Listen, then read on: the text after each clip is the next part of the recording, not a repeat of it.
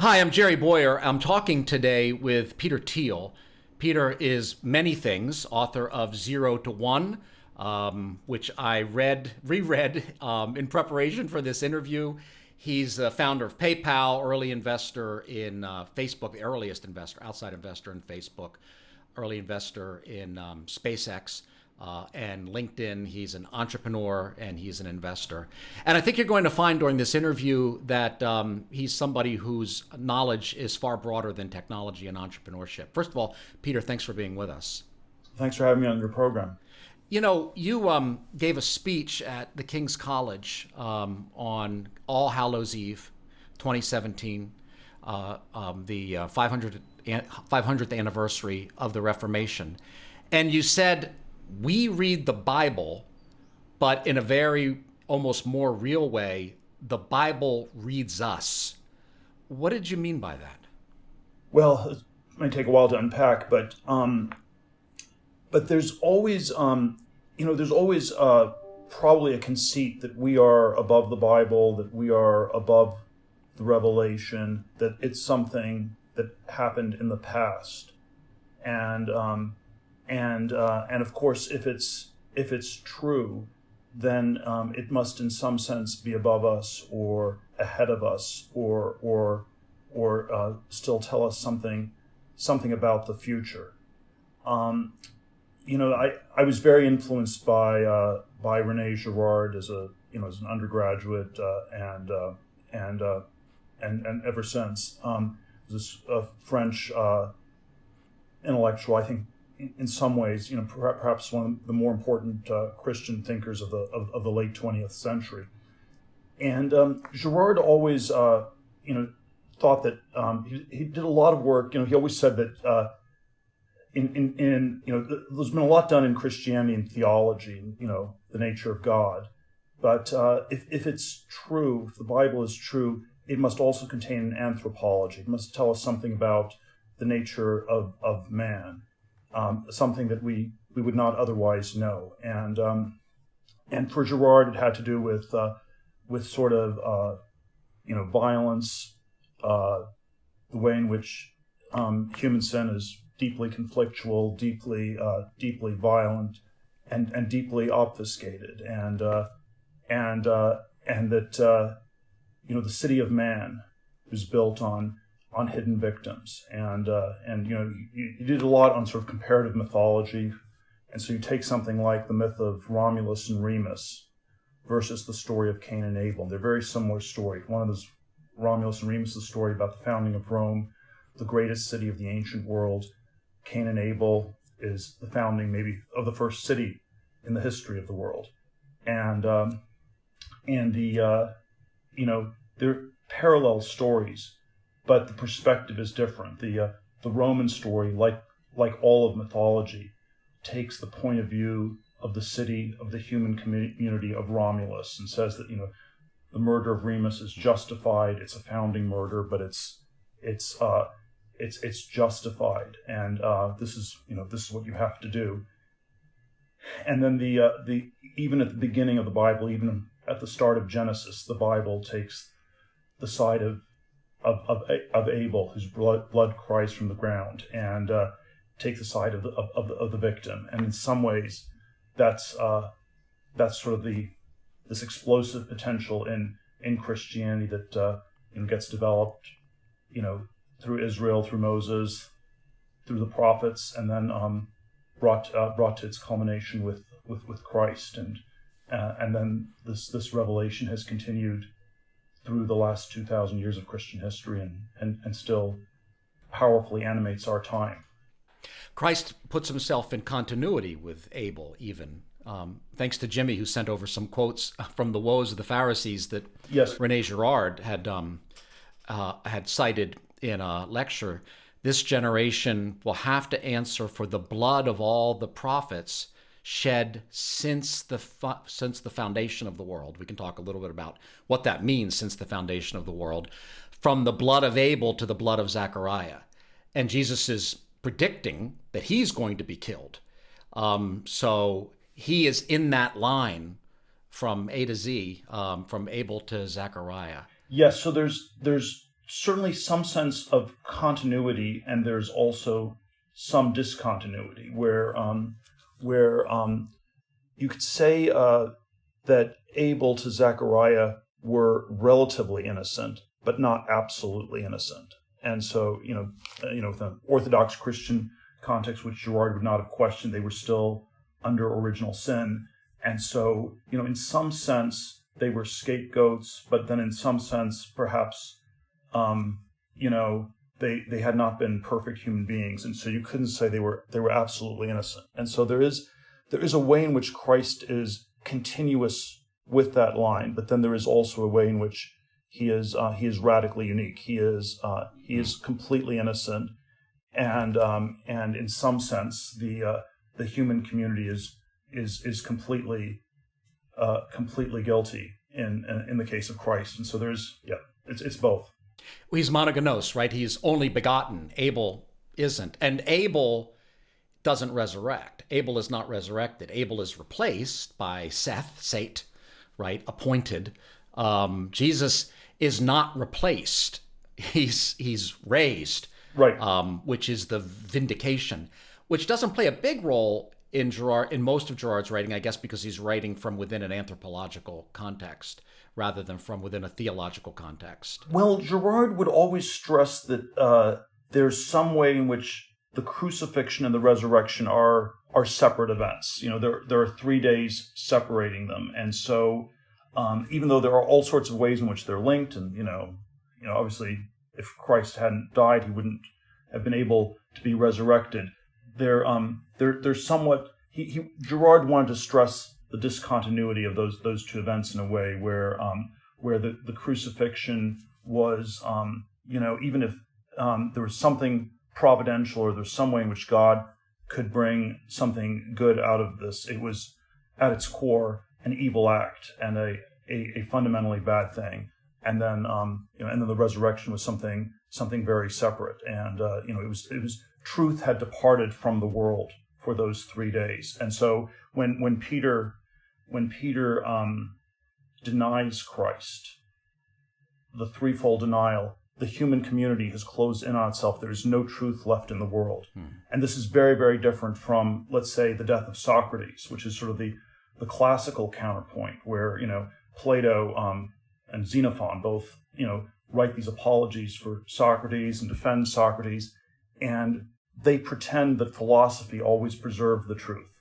That you could say that the gospel story, it's many things, but among one of the things it is also a deconstruction of the Platonic Socratic story. The Gospels tell us that Peter ran away, like everybody, even the person whom the church was founded was, there was would run away, and it tells us what Plato did when Socrates died. He wasn't preaching philosophy. He was somewhere running away, hiding at best. And the lie that philosophy tells us is that it's somehow strong enough to preserve the truth in a purely naturalistic, rationalistic sort of way. Which isn't in the Socratic dialogues, right? We don't see the disciples of Socrates running away. You get they try to create the impression that Socrates speaks.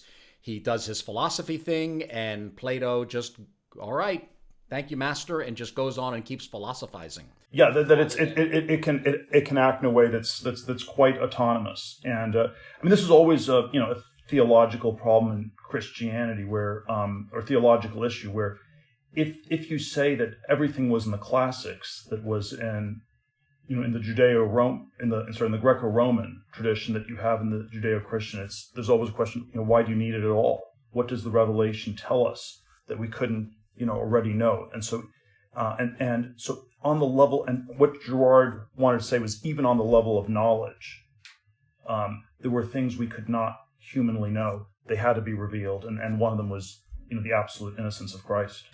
I've heard you refer to this as key knowledge. So in the tradition that you're alluding to somewhat negatively, Plato and Aristotle basically had almost all of it figured out. We just needed a little extra to go to heaven. but you have a logos, and the logos is the second person of the Trinity. So they were really close to it. That's that story, and I think that's imposed on the Areopagus, discourse. And I think what you're suggesting, what Girard is suggesting, and you're suggesting, is that it's mostly subverting the pagan story, including the Socratic Platonic story. Yes. Which really was just while pretending that it's demythologizing, was just creating another mythology, a more intellectually respectable mythology than Zeus raping, some poor maid. But in essence, the Gospels they're not just turning the pagan myths upside down, they're turning Platonism, Aristotelianism, the whole project upside down. Yeah, so Girard would always stress the more the discontinuity between mythology and Christianity, and you have certainly a lot of of the great medieval theologians like Aquinas who tried to synthesize the two, and Girard would say that we should also perhaps stress some of the differences and some of the ways in which Christianity was radically different. And then, of course, on a cultural level, maybe there were a few idiosyncratic people who could sort of figure some stuff out, and they were too scared to tell anybody about it. And you sort of say, what did that really matter? But when the idea of a victim, the idea that victims exist it comes from Judeo-Christianity and nowhere else. If you sort of imagine Christ in the time of Pontius Pilate, if he had told Pilate, I am a victim, this would have made no sense whatsoever. Pilate would have said, no, are you a Roman citizen or not? And the idea that you were a victim made no sense at all. And Girard would claim that this was, gradually as the Christian story became internalized, as it became the basis for, a Christian culture in the Middle Ages. It was partially Christian, partially not, but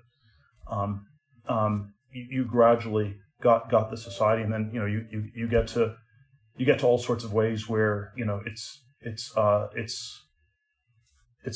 maybe deformed, maybe gone crazy in modernity, where we talk about victims and nothing else. When you say if Christ had said to Pilate, "I am a victim," that would have meant nothing to Pilate. I think you're talking about a situation where Christ would have allegedly been invoking his victimhood as having moral status. If you said it's a mob dynamic, I'm the scapegoat, I'm the victim. Yeah, you could not say that. And what Girard would claim is that when people started to think of different classes of people as victims, maybe already in the Middle Ages, maybe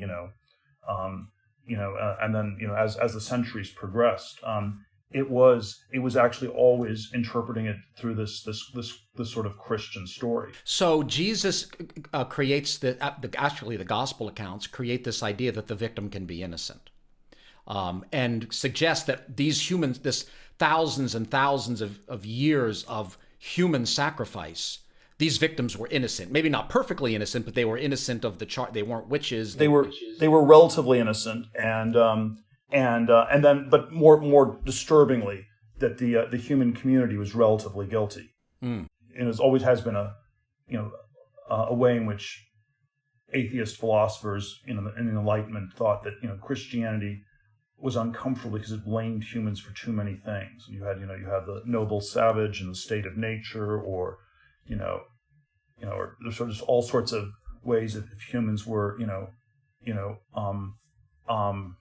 left to themselves, they would just be wonderful. You could just put children in a kindergarten, it would be like some return to the Garden of Eden or something like that. And there were sort of all these, and there was some way in which Christianity said this was always not quite true, because the community was built on killing the innocent victim, and it told lies about that. It told lies that said that the victim was innocent, or that the victim was guilty, and that the community was innocent. And then, as those lies, have gradually unraveled, we had this. We sort of got to this very, very strange late modern world we're living in now. Girard always thought of Nietzsche as sort of the strange philosopher who is somehow extremely close to the truth of Christianity, because what Nietzsche always says is, Christianity is this belief for slaves. It's this thing that people who have victims for whom things hasn't gone well in life, they like to explain, and we need to go back to this sort of harsher, more pagan world in which we have no problem with sacrificing humans, and we're not so sentimental and all these things. And Girard would claim that perhaps Nietzsche understood almost better than anyone in the 19th century that Christianity had subverted all of the values of the ancient world. There's the story of you have all these sort of comparative mythology things where you have the story of Dionysus, who's sort of this god who gets killed by his worshippers, versus the story of Christ, and they're sort of parallel stories, but there are differences of perspective where Christ is innocent, the community is guilty. In Dionysus, it's just this wonderful pagan ritual, and it's the mania is just this wonderful expression of humanity, and so Nietzsche would have said that Dionysus was somehow life affirming and Christ was life denying. So he saw a lot of it, but he just put the moral valence very, very Didn't incorrect. he sign his letters Dionysus sometimes, and sometimes the crucified one? So at the very end, when Nietzsche went insane, he finally saw that Dionysus and the crucified were the same, and so I think it was his very last letter just before he went insane that he signed the crucified. And so we can have some hope maybe maybe that's what finally drove him mad, was when he realized they were in some sense the same, and that and of course Nietzsche in some sense tried to turn himself into someone who was crucified. Maybe he this is probably not totally correct history, but maybe he intentionally went insane so that he could become elevated in this way. Something like that happened too. Well, yeah, in some ways he's anticipating the victim culture. So let me fill in some blanks. In the ancient world, you have these victims. They're not identified as victims. They're evil. He slept with his mother. He killed his father. That's why he deserved to die. And then the social order is built on these human sacrifices. And then along comes the gospel accounts, and it's the first ancient literature that acknowledges the true story, which is that the victim was innocent, not guilty. And then as that story is told throughout history, you just suggested and Girard did, anytime somebody's picking up the stone to throw it at somebody, they stop if they've heard that story, they say, well, maybe this is like that Jesus story. Maybe this victim is innocent. So the ability to create order by killing an outsider is weakened.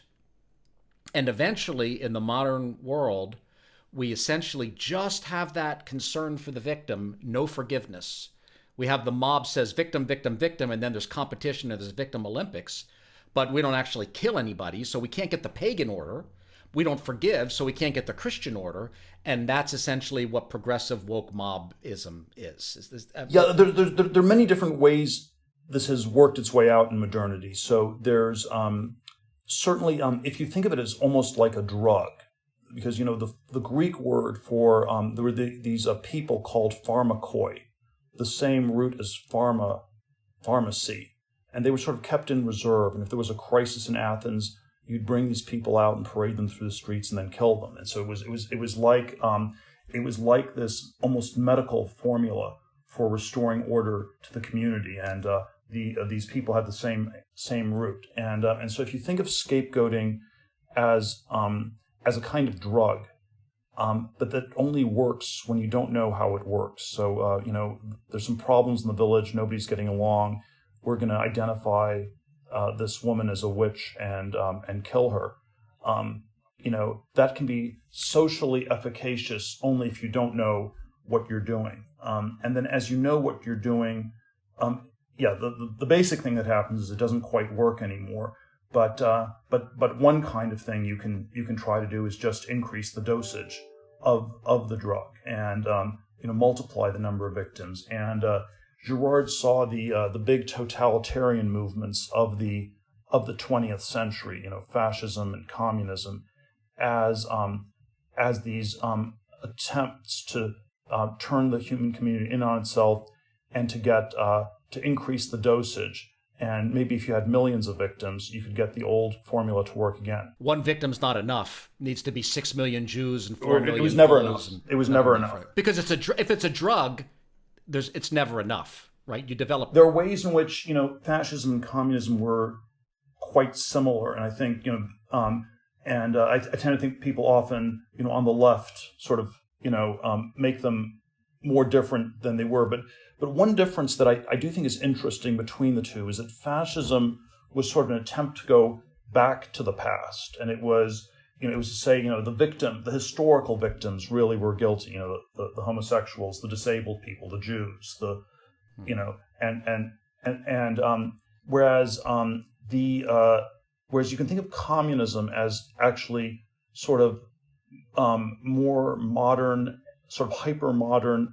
And in some sense, this may be a confusing word, almost a form of ultra Christianity, where we're going to take the historical victims as real, and we're going to victimize the victimizers. And so we're going to go after the aristocrats, the capitalists, the landlords, all these sorts of people who were historically victimized, and we're going to turn them into victims.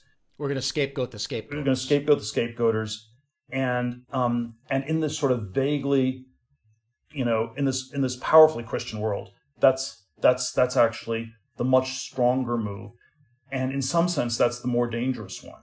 If you say take the Middle Ages, where people would have said that the second most important attribute of Christ after his divinity was his poverty, and if you saw a beggar on the street, it might be Christ in disguise, and you would be held to account at the last judgment for how you treated that person. And then, in some sense, you could think of, even the forerunners of like Tolstoy, all the sort of forerunners of communism sort of weaponized this. And, we are going to be more Christian than Christians. The poor shall inherit the earth, but we're going to have a violent revolution, and the proletariat will get it in the here and now, it's even though on a philosophical level, of course, Marxism is an materialist, atheistic type of philosophy.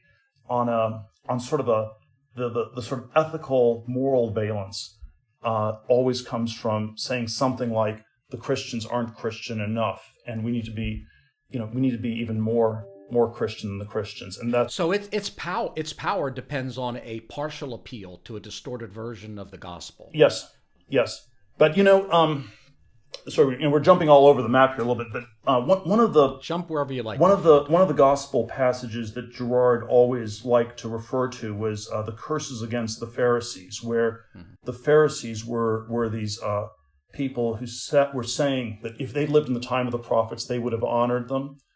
But somehow the fact that they said that suggested the opposite was true. They thought they were better than other people, and as a result, they didn't realize how they were they were acting just like the people who were going to persecute the prophets. And then when they were about to do to Christ what their forefathers had done to the prophets. And so somehow, in claiming that they were better than the people who had come before them, they were just proving they were going to repeat things in this cycle of violence. And Girard by emphasizing their discontinuity with the past, they inadvertently put themselves in preserve the continuity. Yes, exactly, because they won't let the text read them, starting off where we were. Exactly, right? Going right back to the beginning. Exactly. And Girard thought so. We have the two parallels in the past, the time of the prophets, the present for the Pharisees, where Christ is about to be killed. But Girard thought that this was also a prophecy about the future. And it happened in a way in medieval Christianity, where anti-Semitism was justified because the Jews had killed Christ. And the conceit was that if we lived in the time of Christ, we would not have been like the Jews who killed him. And so there's a way in which medieval anti-Semitism, where you're saying you were better than the people who'd lived in the time of Christ, you were more Christian than they were. And then they killed Jews. And then you somehow, in some way, you repeated the cycle. And then, of course, Girard would have extended this also to the 20th and 21st century, where, let's say, atheist leftism, atheist liberalism, atheistic communism, the moral conceit is we're better than the people who lived in the Middle Ages, and if we'd lived in their time, we would have been so much more wonderful and so much more tolerant. And when people say this stuff, you should be very skeptical, because almost a tell that the opposite is true. And then this is, of course, dramatically true of something like communist movements in the 20th century. But there probably are versions of this with a lot of the phenomena that sort of get broadly labeled under political correctness in one form or another. But in this particular case, because we're a gospel-haunted culture, we at least are not to the point where we don't kill people, so we don't reestablish the order. So it just keeps going and going and going. And I don't know if it's, a lot of books say that they're Rene Girard's last book, but Battling to the End might be, right? He talks about how this just keeps going. And we keep having these rivalries. Who's the victim? Oh, no, I'm the victim. No, you're the victim. And then we're going to have this. It's both. It's, there is a dimension of late modernity where it's potentially, we sort of know too much and we can't motivate ourselves to really kill people in certain contexts. In other contexts, obviously you have the totalitarian catastrophes, where people didn't seem to have that problem. Girard would argue that there's actually something, latently apocalyptic about late modernity, and that perhaps this was somehow related to the apocalyptic prophecies of the Bible, where and Girard saw the prophecies of the Christian apocalypse not as something that should be read mystically, but as an almost scientific prediction of what humans would do to themselves in a world that had been informed by Christianity, but which had not fully taken the Christian message to heart. Because if you were informed by Christianity, certain forms of scapegoating wouldn't work. You couldn't blame human causes. You would start looking for natural causes. If the Jews or the witches didn't cause the plague, maybe you would look under a microscope and gradually figure out it was a bacteria that caused it. And so there would be this sort of this. So even the whole history of science can be seen as a byproduct of what happens in a world where certain crude forms of scapegoating work less and less well. So this is the idea I've heard you say in Girard, that we didn't stop burning witches because we invented science. We invented science because we stopped burning witches. And that seems correct to me as just a matter of history. Like, in the 18th century, there was no comprehensive scientific theory that witchcraft was impossible. You can still go to a bookstore in Berkeley and get a book on how to be a witch. And so we still haven't, proven that something like this is impossible, or that maybe it was a long lost art or something like this. But we know that the witches were innocent, and it's an amazing thing, because you had trials. Some cases they produced the contract the witch had signed with the devil, and we're sitting here 400 years later and saying these trials were kangaroo courts, and they were travesties of justice.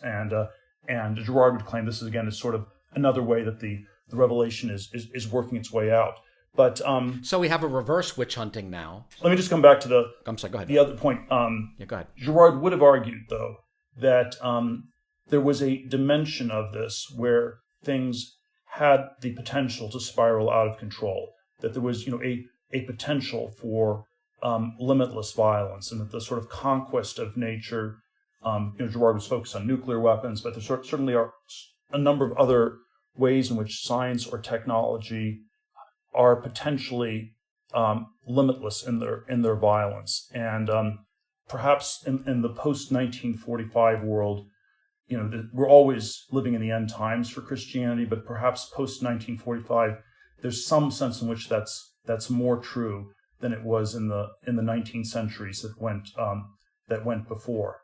So if you fast forward to some place like 2021 in the United States, there's one level in which you can analyze it where it's all these sort of super dysfunctional, chronic relationships. It rarely gets acute. You have crazy wars on Twitter. It normally doesn't lead to actual scapegoating. Twitter doesn't have an execution button, so we can't actually end it by killing somebody. We can cancel them, and but if you cancel them, they just become conservative celebrities. So you haven't really killed them. It's sort of complicated. On. I think there are, but it's from an archaic perspective. There's one way in which it's shockingly nonviolent, but there's always a thought that it can snowball. There is, in theory, no limit to it. And so I think Girard would also have felt that people weren't entirely wrong to somehow feel the sense that the violence was potentially unlimited, because the sort of mimetic aspect of Girard is these things do have the potential to snowball, out of control like crazy. So mimetic is imitative. Right, just to fill that in for people. And Girard was concerned about mimetic rivalry, which is we imitate other people and are rivals with them rather than imitating Christ, who's not the rival. Like in some ways, there's the Steven Pinker view of our world where it's just gotten less and less violent, and you look at the number of murders and all these things, and if you believe the statistics, we're at an all-time low in relative violence. But this can't be the full story, and we also have 10,000 nuclear weapons, and the potential violence seems greater than ever, and there's some sense in which we're in this strange intermediate zone where we are perhaps not insane enough to push the nuclear button and go all the way to limitless violence, but we're not sane enough to embrace the gospel wholeheartedly and reject violence in all its form. And so we're in this sort of in-between zone of what Girard would call like sick revenge, where we still think we should be enacting revenge, but we don't really believe in it, and it just sort of keeps going like this, and we don't know yet whether it's going to end in the apocalypse or the kingdom of God. Okay, so that's a good point. We don't know yet, because in reading some of this stuff, one can get the impression that it's inevitable. And a big theme for you is that we do have agency over the future, right? Definitism. Not, as you say, we don't just eat popcorn and watch what unfolds. We're participating in it, and we don't have a nanke. We don't have a fate, which we're just being dragged to, or maybe we do. I'd like to hear you speak to this.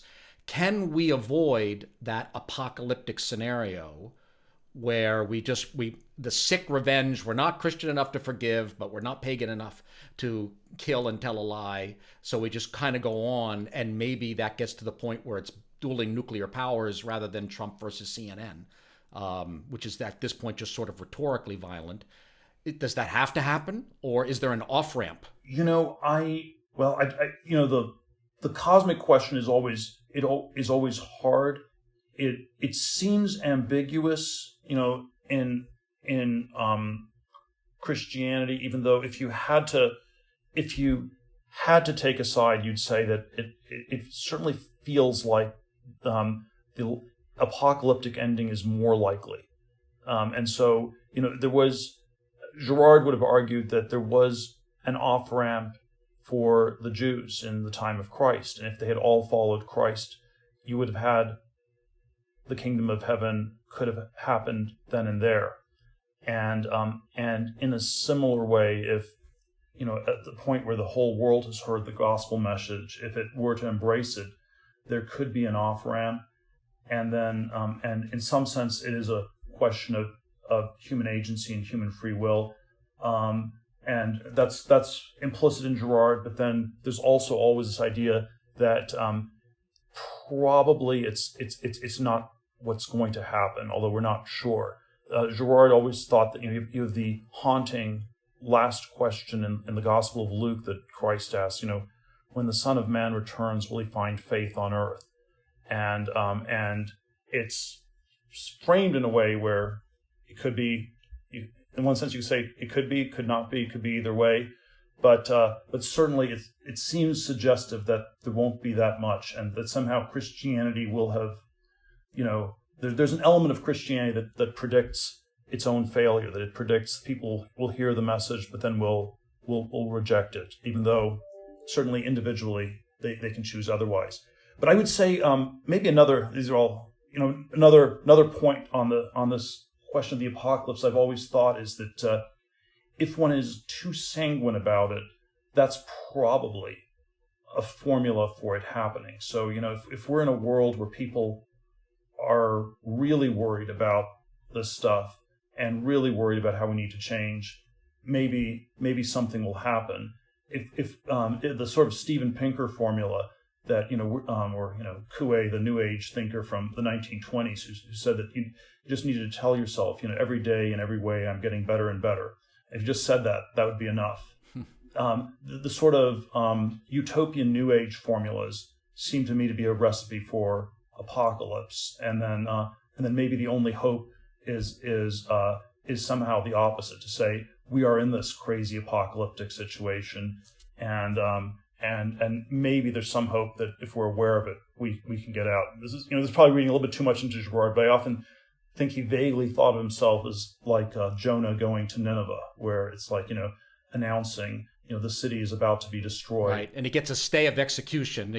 Then when they believe it's going to be destroyed, they repent, and then that paradoxically leads to stay of execution. Right, and then historians are always puzzled about why does Assyria suddenly become so prosperous and stable around this time. Well, they believed Jonah, and they stopped burning witches, so they maybe got some science, but then they became, as you say, sanguine about it. By the way, interesting choice of words, sanguine, blood.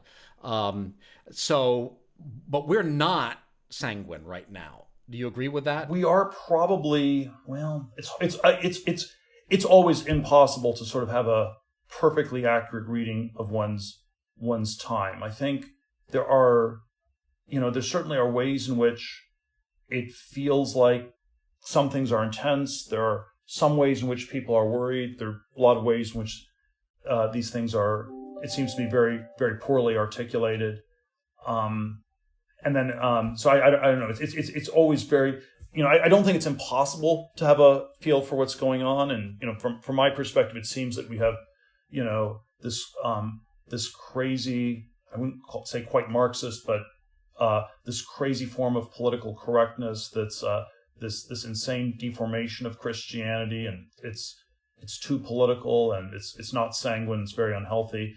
It might also be that so much of it is virtue signaling, LARPing. It's all like some video game people think they're playing. So we talk apocalyptically, but we do it from a place of safety. It's the least serious we've ever been.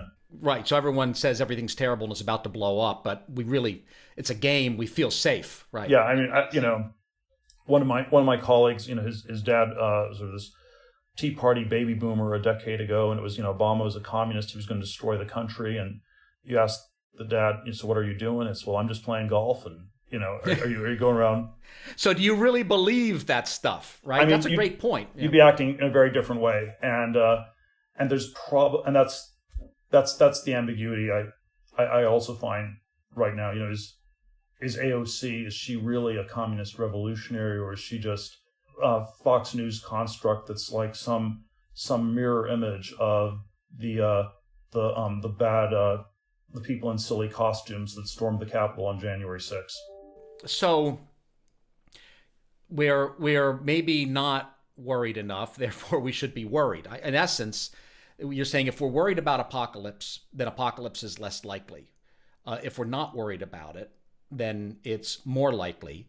And at this point, maybe a dominant cultural motif is we're pretending to be worried about it, but if you look at our actions, we're not really that concerned at all. I mean, is that basically an that would be sum up? Yes, and with the big qualifier that I think it's always unbelievably hard to really know what's going on in our culture, because you're in it. All these things can be qualified in all these ways. Even if we talk just about the nuclear standoff, it was really crazy from the 50s to the 80s, and there was probably something very dangerous about the brinksmanship of Kennedy, or maybe even of Reagan at the end. But the brinksmanship worked because people were scared, and and then the last 30 years, we still have nuclear weapons, but it's a very strange way how this deterrent works. If you take something like the totalitarian nightmare that is North Korea, and that country should not be allowed to have nuclear weapons. Any rational calculation says we should have just bombed them in 1994 right away, and instead we treat it as a sort of cartoon villain, where they send videos of nuking the Golden Gate Bridge in San Francisco. They produce videos doing that, and if we took them seriously, we would escalate. By not taking them seriously, we don't escalate. Although on some level, from a nuclear deterrence theory, it feels like that shouldn't be able to work at all. So I think we're just in a very, very strange zone the last 30 years. So does the domestic political apocalypticism, is that to some degree a distraction from the thing that could really destroy? No one's talking about nuclear missiles anymore. I mean, it's just not part of the discussion, but some conservative gets canceled, or some conservative says, look, January 6th was terrible, but it wasn't a threat to the world. And so CNN can just talk about that all day, and Fox News can talk about AOC all day, and there's a pantomime to it. And we haven't destroyed any nuclear missiles. The globe is still threatened by this stuff. There probably are a number of other technologies that are quite dangerous. I mean, there's a question about AI, biowar maybe, or the uncomfortable thing I always like to point about artificial intelligence is that it should be thought of as primarily a military technology that will be used to kill people on the other side, and that maybe you need to have autonomous weapon systems that can work on their own because they'll be faster. It can even be justified as a humanitarian thing, since our own soldiers won't be in the line of fire or something like that. But it seems at least potentially very, very dangerous. And so I think there are sort of a number of these dimensions like this that we're certainly not talking about. And again, my read on the culture would be that a lot of it is just intention redirection. If you pay attention to things, you can think about them, you can change them, you can do things about them, and probably the main way in which we don't improve ourselves or change ourselves is that we are in this like semi-hypnotic trance, or it's this magic show where we're always paying attention to something that's really just a silly sideshow, and the main thing is not seeing. I'd like to talk more in the future, if you're willing, about what that off-ramp, about it. Is there a path toward definite optimism, to use the phrase from your book? So maybe we can kind of set up now, because this is a little scary, and if you stop there's a little bit of hopelessness, right? But of course, you're not hopeless. You believe in human agency. Yes. So maybe a next conversation is, what does an off-ramp look like? And I don't know that or I know. Yes. But is it at least worth talking about it and trying to figure out what an off-ramp, what the imitation of Christ might look like as an off-ramp? So I hope you can come back and talk about that. Let's do that. Peter, always a pleasure. I always learn so much. Thank you. Thank you. To be continued. If you like this podcast, please subscribe and give it a rating on Apple Podcasts, and improve our national conversation by sharing it with some friends.